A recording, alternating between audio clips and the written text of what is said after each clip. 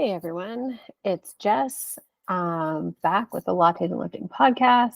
I am coming at you as a solo this week. Jill and I are going to be changing a little bit of scheduling with when we record the podcast. So you're going to be getting a few more quick solos from the two of us and just some more depth to the topics when it is both of us together. So I thought I thought, geez, wow. I thought I would start off with something that is really near and dear to my heart, and that is 10 truths that I've learned as an athlete with 20 years of endurance experience. I know that is hard to believe. It's hard for me to believe that I've been doing endurance sport for 20 years, but it is true. I am old. You guys know that. Jill makes fun of me all the time. But endurance sport teaches you a lot about yourself. And since I started coaching endurance athletes, I do believe that the ultimate in endurance sport is to learn something new about yourself. It's not really about the racing. I mean, for some people it is, but it is everything that you do, you learn something new. And you'll hear people say, oh, you either win or you learn something. I haven't won a heck of a lot of endurance races, so I've learned a lot. Okay, here's my 10 truths. These are just off the top of my head, by the way. I jotted these down the other day. So, truth number one, you're not a professional athlete, so don't train like one. We have jobs, we're parents, we have social activities, things like that. If you find yourself putting your endurance sport before those things, we need to take a look at what's going on. And I say this because I was this person. I missed fun things, fun activities, time with family. I put my endurance sport first, and where did it get me? I'm still here. I have a job. None of those times was I ever getting paid as an athlete. And the $20 you get on the podium of a bike race, it doesn't count. You maybe get your entry back. Sometimes that was great. You break even, so cool. So try not to take yourself too seriously. It's supposed to be fun, right? It's supposed to be fun. Strength will trump speed work, and you need to be strong to go fast. So back when I was a baby triathlete, I did, the tempo work, the intervals. I was in a track group. I went to swim training. I did so many things. And one thing I didn't do was strength train, even though I was a personal trainer, which I know sounds crazy. It sounds crazy to me now. But eventually your body will break down from the intensity and the load, and you won't have anything to back it up. And then you won't be able to run fast, and you'll be slow and weak. So strength training, stay strong, get faster. Trust yourself. Trust the work that you've put in. Trust your previous mileage. You'll hear me talk about lifetime mileage. Sometimes there will be events or races that you won't get to train like you wanted to for, be it your life, your maybe smoke, weather, things like that, and you will feel like you haven't done enough. Trust yourself. You can do it. I have prided myself on the last few years of doing very minimal training and coming up okay. So if I can do it, you can do it. Number 4, a solid nutrition plan goes a long way. So this kind of goes back to number 3 is lifetime miles, nutrition plan. Sometimes you're like, I don't know if I've put in the work that I need to put in, but I have a great nutrition plan. And to have the ability to not have to think about stuff like that can really boost your confidence in any kind of event. I've had pretty much the same nutrition plan since 2017. And I don't worry, I don't stress about nutrition because I know exactly what I need to do. And that's probably one of the only things that I can really control, other than like my attitude during a race, is I can control my nutrition for the most part. So if that's something you need help with, please reach out. I've been talking to a lot of clients about that lately. Okay, number 5. Experience can make you more chill. It can also make you really uptight. So going back to number 1, if you find yourself stressing too much about these races or endurance events or any event that you've signed up for, we might need to take a different approach. It's not supposed to be, it's supposed to be a little bit stressful. It's okay to be nervous, but there is nervous and then there's being just ridiculously uptight about it. And I used to be that person. I would go back into transition of a triathlon and check to make sure that I had socks for 3 times in a row. I would have my tires at just the right PSI. I would, you know, like stress about every little detail when truly the more you do it, the more you just know what you need to bring. I know sometimes I'll do a packing list now, but honestly, most of the time I'm like, I know exactly what I need for this length of run, and these are the kind of socks I'm going to wear. These are the shoes I'm going to wear. This is kind of the outfit I have in mind. This is my nutrition. I know exactly what I need to grab, that I can do it rather quickly. I don't have to pack for a race, 4 days in advance, unless you're leaving 4 days in advance, and then that's different. But experience can make you more nonchalant, not necessarily nonchalant, like you don't care, but just you are at an appropriate level of care and concern. Number 6, buy good gear once, not cheap gear 100 times over. Honestly, you're going to end up spending the same amount anyways. So don't try to find a dupe for something when there's a product that works really well. Whether it be like a running vest on Amazon that's just going to chafe you for years, buy one that fits you well. Shoes, find shoes that work for you. Don't be afraid to spend some money on your feet. If you're a runner, that is where your time is spent, is on your feet. So let's take care of them. Buy good nutrition products. Don't try to make your own gels. Don't be a hero there. I can guarantee you that doesn't end well. A good rain jacket, warm clothes, things like that, right? Like spend the money once and you're good. And once you find something you like, buy a few, because there's a good chance you'll never find it again. Number 7, work on the things that scare you. This is particular. I see a lot of cyclists and triathletes. Ride your bike outside. Get to know how your bike handles. Ride with other people. I've seen so many things, whether it's like social media or whatever, people do all their training at home on their trainer, and then they go to a race and they crash and they're like, I don't know what happened. I can tell you what happened. You don't know how your bike handles with wind or rough pavement or other people around. You don't know how long it takes you to brake when you need to brake. You don't know how to shift your gears when you're actually climbing up a hill versus not. You don't know how to handle yourself to cross railroad tracks or a crack in the pavement.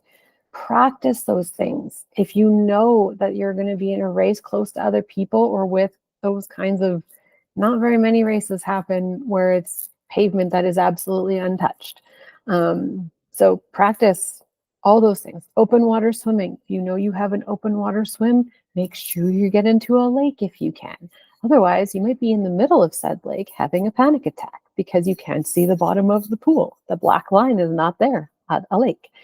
Trail running. If you are nervous about trail running, but you really like the idea of a trail race, maybe go run on a trail.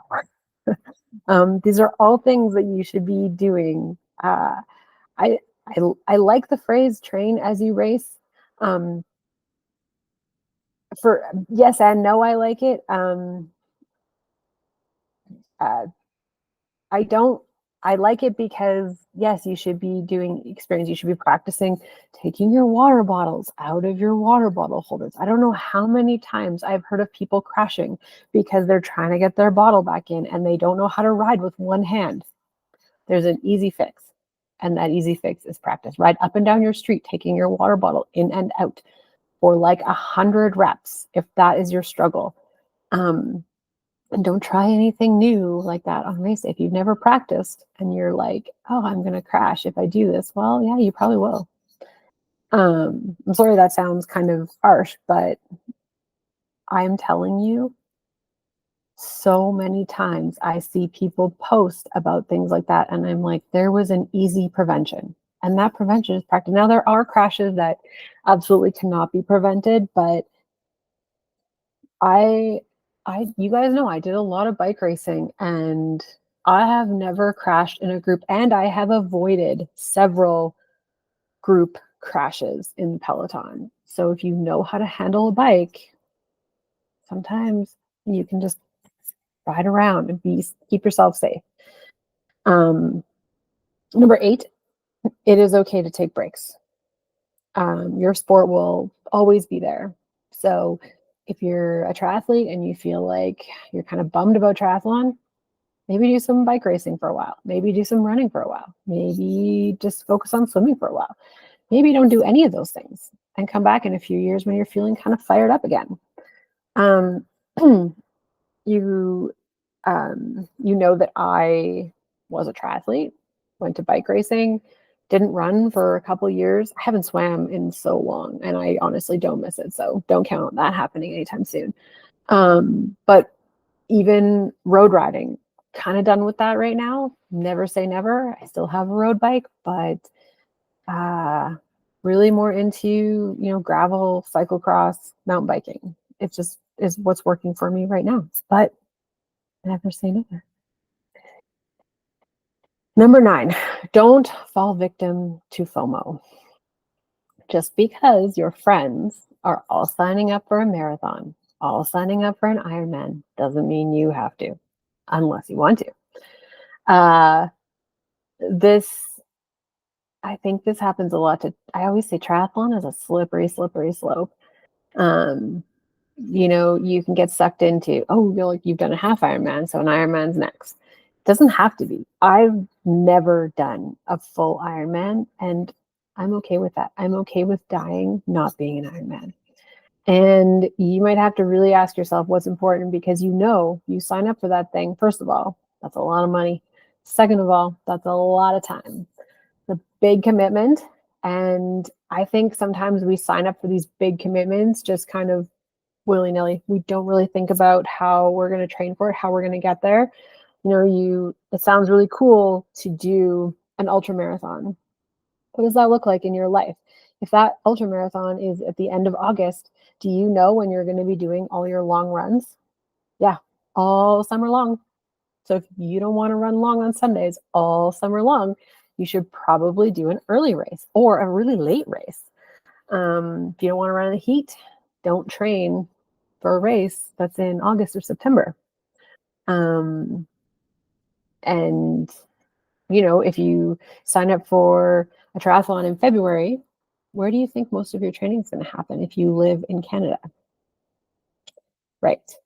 So think about these things when you sign up for a race. You're considering signing up for a race. There's not too many races these days that you have to be on the ball, sign up right away in order to get a spot. Some, yes, not all. It's not like it used to be. It's not like if you're in the triathlon world, you would know that for something like what Ironman Canada, like Penticton, like the old Ironman Canada, would be that in order to get a spot for the next year, you would have to volunteer the previous year, because the volunteers get first dibs on spots, or you wouldn't get a spot.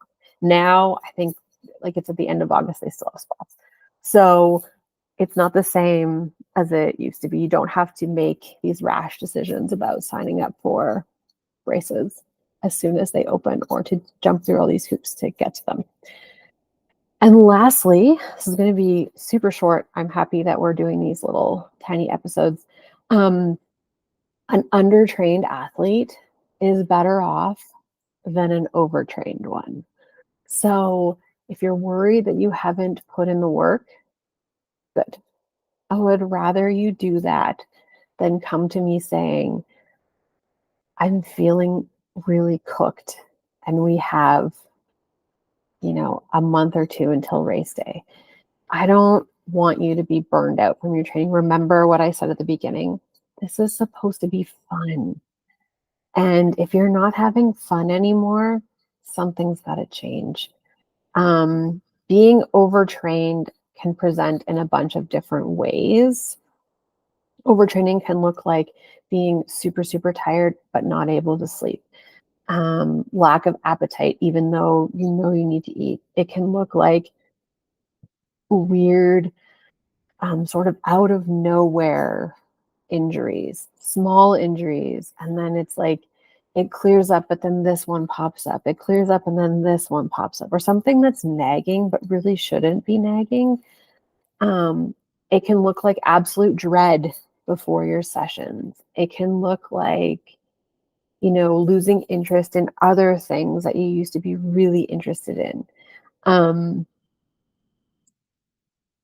I'm missing one. I don't think so. I think if you're overtrained.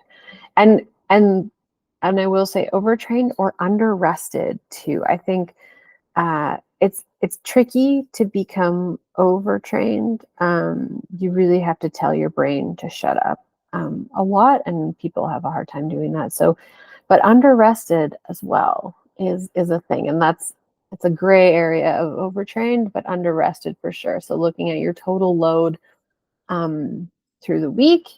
Lots of your smartwatches will do that. So if you share your data with your coach, we can help. Undertrained, you know, there's sort of uh,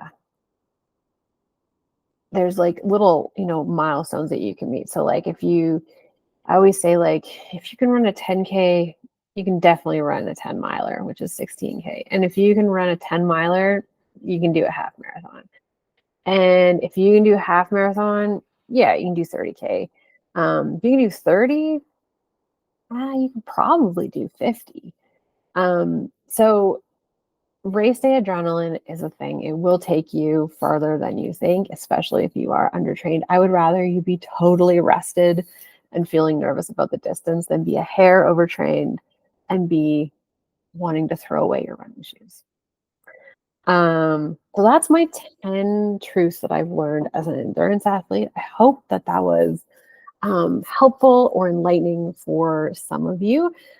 If you have one that you want to share or add to the list, please send us a DM to the @Lattes and Lifting podcast Instagram, or you can write us in the question box on Spotify. We just switched podcast hosts. So I'm not sure if there's a voice message option anymore. Somebody let me know if there is in the show notes. It's there's a whole bunch of other things going on in the background with the podcast, but that is one of them. Is we switched hosts, so things are going to be a little different, and hopefully we'll have our intro back soon. It's just a little bit more audio editing than I am capable of right now. So something's got to give, and that's going to be it for the time being. But thank you for tuning in, and we will catch you next time. Bye.